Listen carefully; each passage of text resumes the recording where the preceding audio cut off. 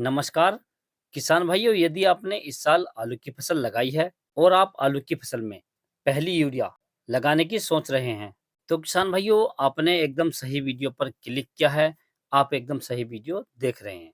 इस वीडियो के माध्यम से किसान भाइयों हम आपको जानकारी देंगे कि आप अपने आलू की फसल में पहली यूरिया कब डाल सकते हैं और यूरिया के साथ में कौन-कौन सी दवाइयाँ मिलाकर डाल सकते हैं, जिससे आपके आलू के पौधे मोटे रहें, तंदुरुस्त रहें और आलू के पौधों की जड़ों का विकास ज़्यादा से ज़्यादा हो सके और आलू के पौधों में ट्यूमर ज़्यादा बने, यानी आलू की संख्या ज़्यादा बन सके। और किसान भाइयों, हमारे आलू के पौधों में जो आलू बने, जो ट्यूमर बने, एकदम स्वस्थ बने। कभी-कभी आपने देखा होगा जो ट्यूमर बनते हैं या जो आलू का नर होता है, जिसमें से आलू बनता है, वो काला पड़ जाता है और गल जाता है किसान भाई। तो ये समस्या हमारे आलू की फसल में ना आ सके और हम अपने आलू की फसल से बढ़िया और रिकॉर्ड उत्पादन ले सकें। तो किसान भाइयों, आप वीडियो को पूरा देखें, अंत तक देखें ताकि आपको सही जानकारी प्राप्त हो सके। और जो किसान भाई चैनल पर पहली बार आए, ये वीडियो को पहली बार देख रहे हैं, उनसे छोटी-सी रिक्वेस्ट है कि वीडियो को लाइक कर लें, चैनल को सब्सक्राइब कर लें और पास वाली जो घंटी है, उसे भी दबा दें, ताकि हमारे आने वाले खेती संबंधित सभी प्रकार के वीडियो आपको सबसे पहले मिलते रहें। किसान भाइयों, जिस समय हम आलू की फसल की बुवाई कर देते हैं और हमारे आलू की फसल लगभग 20 से 25 दिन के आसपास की हो जाती है, तो उस समय हमें अपने आलू की फसल में पहली यूरिया डालने की आवश्यकता होती है। क्योंकि किसान भाइयों, जो हम आलू की फसल में पहली खाद लगाते हैं या पहली यूरिया डालते हैं, उसके साथ में जो भी प्रोडक्ट डालते हैं, ये हमारी पैदावार को बढ़ाने का काम करते हैं। अर्थात हम कह सकते हैं कि हमारे आलू की जो पैदावार है, वो यहीं से बढ़ती है। यदि आप पहली यूरिया समय से लगा देते हैं, उसमें सही-सी दवाइयाँ मिला देते हैं, तो आपके आलू की फसल में जो आलू के ट्यूमर होते हैं, वो ज़्यादा बनते हैं, पौधे स्वस्थ हो जाते हैं, मोटे हो जाते हैं, फसल काली हो जाती है और आपको अपने आलू की फसल में जो बीमारियाँ होती हैं, वो देखने को नहीं मिलती हैं। और यदि किसान भाइयों आप इस खाद को समय से नहीं लगाते हैं, तो किसान भाइयों आपके आलू की फसल कमज़ोर रह जाती है, पीली हो जाती है और उसमें ट्यूमर यानी आलू भी कम से कम बनते हैं, जिससे आगे जाकर आपको अपने आलू की फसल से बढ़िया उत्पादन नहीं मिल पाता है। और उसके बाद में आप कहते हैं कि हम अपने आलू की फसल में घाटे में चले गए।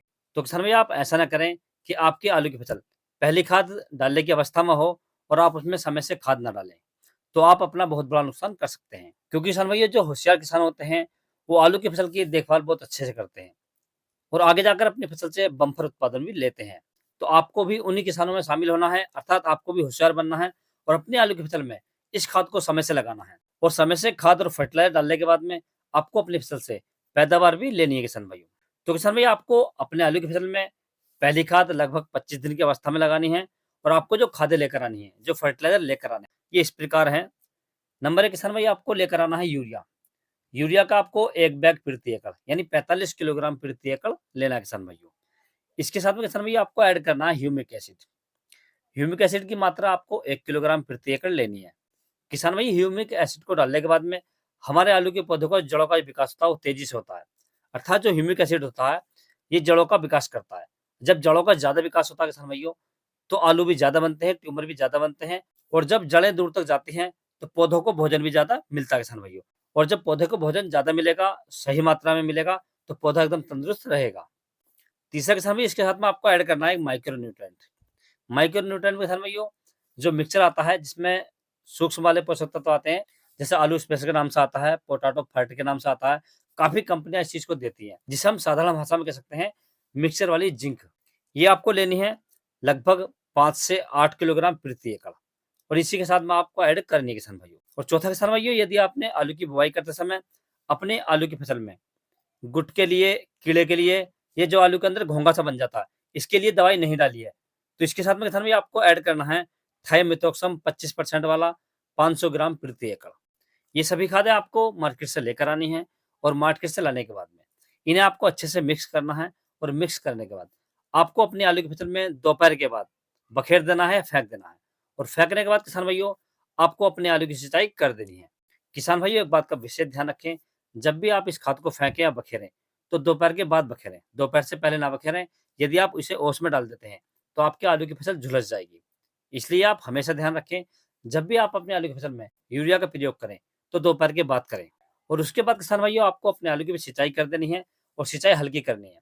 ज़्यादा सिंचाई नहीं करनी है, यदि आप ज़्यादा सिंचाई करेंगे, तो आलू की पैदावार कम हो जाती है किसान भाइयों। चाहे आपको जल्दी-जल्दी करनी पड़े, लेकिन सिंचाई हल्की करनी है।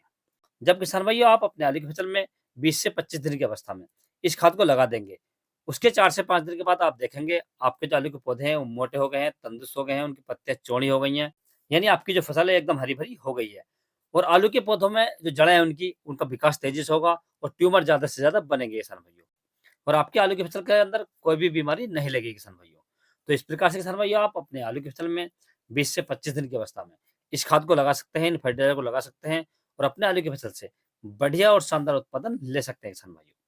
यदि किसान भाइयों आपको किसी अन्य फसल के बारे में कुछ जानकारी चाहिए तो आप मुझे कमेंट्स कर सकते हैं या व्हाट्सएप पर मैसेज कर सकते हैं।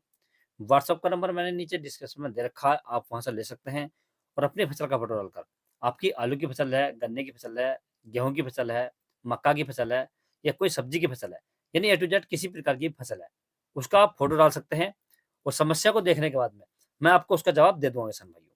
यदि किसान भाइयों मेरे द्वारा दी गई जानकारी आपको अच्छी लगी हो, वीडियो पसंद आया हो तो वीडियो को लाइक करें, शेयर करें और चैनल को ज़रूर सब्सक्राइब करें। Thanks for watching my video.